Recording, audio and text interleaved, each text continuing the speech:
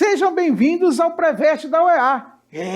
Eu sou o professor Jonas Aranza, sou do sexo masculino com 55 anos de idade, sou pardo, cabelos grisalhos e olhos castanhos. Tenho uma estatura alta de 1,81 m, estou trajando calça jeans, camisa azul e o ambiente da aula é um estúdio de televisão e usarei uma tela interativa para anotações.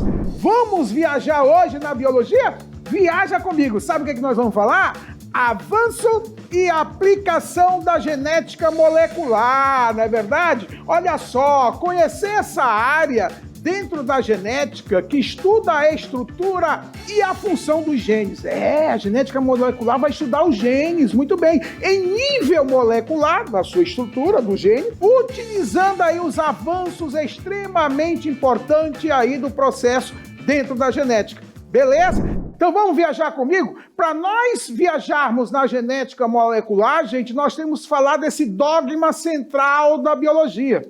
Mas, Jonas, quem é o dogma central da biologia? Vou apresentar para vocês. É essa molécula aqui que vai estar ao meu lado. Vamos ver? Essa daí, ó, a molécula de DNA. Olha aí, ela é bonita, girando. Vamos desenrolar essa molécula? Muito bem. Quando eu desenrolei essa molécula, você vai perceber uma coisa.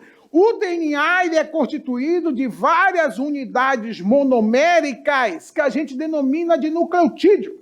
E esse nucleotídeo ele é composto daqueles 3 elementos que vocês já viram na aula com o professor. Beleza? A guanina, que é uma base nitrogenada, a citosina, que é uma outra base nitrogenada, a timina e a adenina, que são outras bases nitrogenadas. Mas essas bases nitrogenadas, cada base que você está vendo aí, por exemplo, a guanina ali, essa guanina ela é ligada com a molécula de açúcar, que você está vendo aí do lado, que é representado por esse pentágono, e o fosfato, que é representado por uma bolinha. Então, não esqueçam que cada nucleotídeo, unidade monomérica de um DNA, é constituído de 3 elementos. Quais são esses 3 elementos? O fosfato, que é representado aí pela bolinha, o açúcar, que é representado por esse pentágono, e a base nitrogenada. Agora, você não pode esquecer um detalhe importante. Uma base é complementar de uma outra. Por exemplo, a adenina está sempre ligada com timina, como você está vendo aí, tá beleza?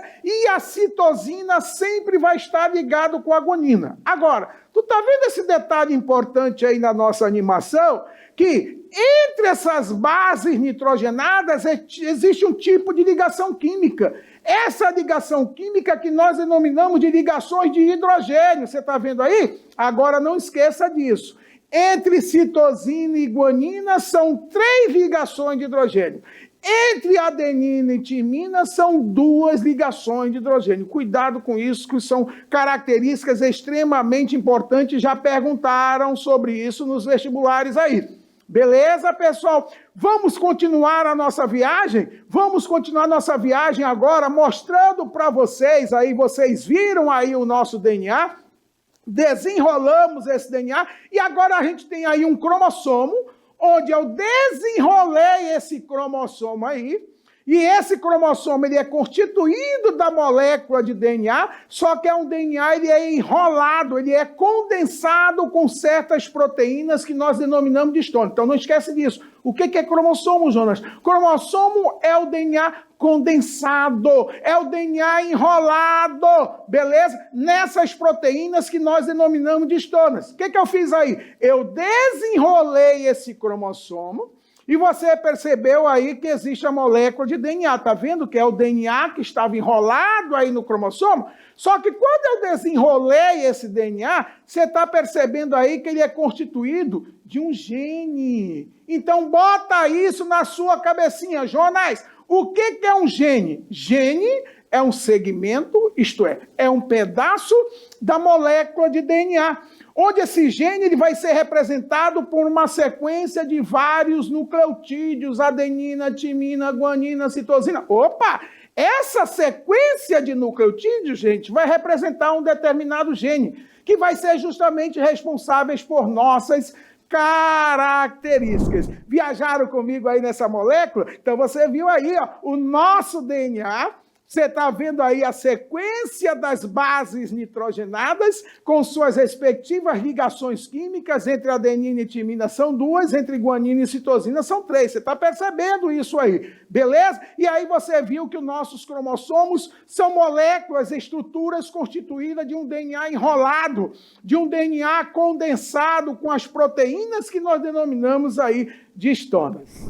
Vamos continuar nossa viagem? Vamos aí nessa questão. O dogma central da biologia, segundo o qual o DNA transcreve um RNA. Opa, gente, não esquece disso, que quando o DNA ele está produzindo uma molécula de RNA, nós denominamos de transcrição. Então ele está dizendo na questão, o dogma central da biologia, segundo a qual o DNA transcreve um RNA, produz um RNA, e este orienta a síntese de proteína. Outro detalhe que você não pode esquecer. Se ele perguntar de você numa prova qual seria o objetivo de uma transcrição, qual seria o objetivo do DNA produzir RNA, pode marcar que é síntese de proteína.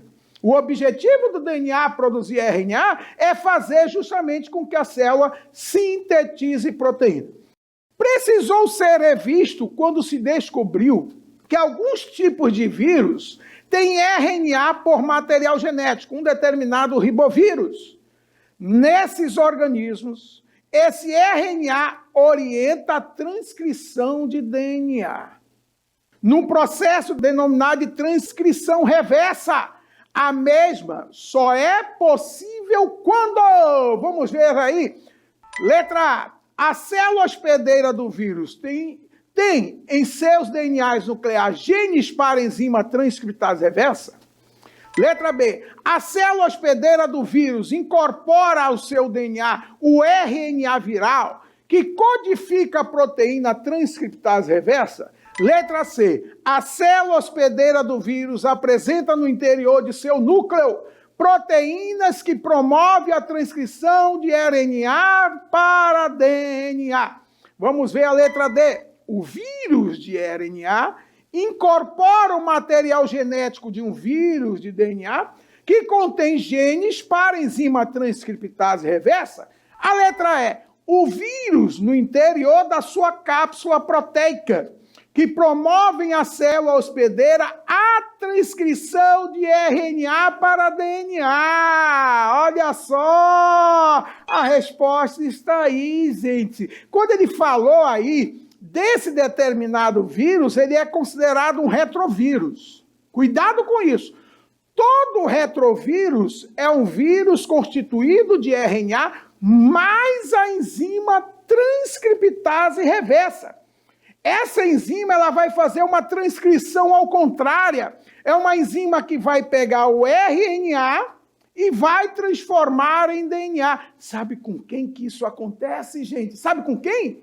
O vírus HIV. O vírus do HIV, da AIDS, ele é um retrovírus. Por quê? Porque ele tem RNA, mas ele tem a enzima transcriptase reversa, que vai fazer com que esse RNA que ele tem se transforme em DNA. Beleza, pessoal? Entendeu aí essa questão? Resposta aí a letra E. Vamos continuar nossa viagem na biologia? Então vamos ver essa questão aí, olha só. O jornal Folha de São Paulo, em junho deste ano, publicou uma notícia com a seguinte manchete: Polícia Federal usa bituca de cigarro e DNA para apurar ataques de facção. A notícia tratava do uso da genética molecular para identificar criminosos por meio de identificação do DNA presente na cena do crime. Vamos aí. Sobre esse assunto, é correto afirmar que, vamos ver a letra A, as mutações e a mitose, que é um tipo de divisão celular, que embaralha as diferentes combinações genéticas, são os processos responsáveis pela geração de variabilidade genética na espécie humana, o que permite identificar cada pessoa como sendo única. Vamos ver aí. Letra B. Nós possuímos variabilidade genética, como, por exemplo, temos um número de cromossomos diferentes, o que permite em uma análise genética de DNA presente na cena de um crime identificar o criminoso. Temos número de cromossomos diferentes? Que isso, hein? Letra C. A identificação de pessoas por meio de análise de DNA baseia-se no uso de enzimas de restrição, que são moléculas capazes de sequenciar o DNA, assim demonstrando de quem é o DNA presente na cena do crime. Enzima de restrição, gente, são enzimas de corte, beleza? São enzimas de corte. Vamos ver aqui a letra D? Na eletroforese, os fragmentos de DNA maiores, por serem mais pesados, correm em uma maior velocidade ao longo do gel e se depositam, portanto, mais proximamente ao polo positivo no final do processo. E a letra E? A eletroforese de fragmentos de DNA é um dos métodos utilizados para identificar pessoas. O uso de enzima de restrição para cortar, olha aí que eu falei, é enzima de corte. O DNA gera um padrão de fragmentos que é característico de cada pessoa, impressão digital molecular. Então vamos ver aí, cuidado com isso, gente. Quando a gente fala em genética molecular, aonde que ela vai ser aplicada a genética molecular? Genética molecular tem uma ampla gama de aplicações práticas, desde o diagnóstico de doenças genéticas, investigação criminal, que é o caso aí da questão, até a produção de alimentos geneticamente modificados. Vocês já ouviram falar dos transgênicos? Isso aí, é a genética molecular. No campo da medicina, a genética molecular é usada para identificar mutações genéticas associadas a doenças como o câncer, a fibrose cística e a distrofia muscular. Beleza? Na agricultura, a genética molecular é usada para melhorar as características das plantas, como a resistência às pragas e doenças, o rendimento e a qualidade nutricional. Você vê isso muito na soja aí, beleza? Então a nossa resposta aí da questão, gente, é a letra E. A eletroforese de fragmentos de DNA é um dos métodos utilizados para identificar pessoas. O uso de enzima de corte, de enzima de restrição para cortar o DNA, gera um padrão de fragmentos que é característico de cada pessoa. Você não pode esquecer esse assunto extremamente importante, porque nesse assunto de genética molecular, a gente acaba envolvendo o dogma central da biologia. Quem é o dogma central da biologia? Diz aí para mim. Quem é? O DNA. E vocês viram comigo nessa aula as características que correspondem à estrutura de uma molécula do DNA. Beleza? Onde vocês viram que o DNA é constituído de várias unidades monoméricas que nós denominamos de nucleotídeo. E esses nucleotídeos vão ter as bases nitrogenadas, adenina, timina, guanina, citosina. E vocês viram um fator importante que eu mostrei para vocês, que a adenina está sempre com a timina e a guanina está sempre com a citosina. Um outro detalhe importante, você não pode esquecer, que foi questão recente de vestibular aqui, hein? Foi questão recente, hein? Beleza? Entre adenina e timina são 2 ligações e entre guanina e citosina são 3 ligações. Então, eu vou dizer uma coisa, siga o Preveste da UEA em todas as redes sociais, gente. Na próxima aula a gente se vê. Valeu, tchau!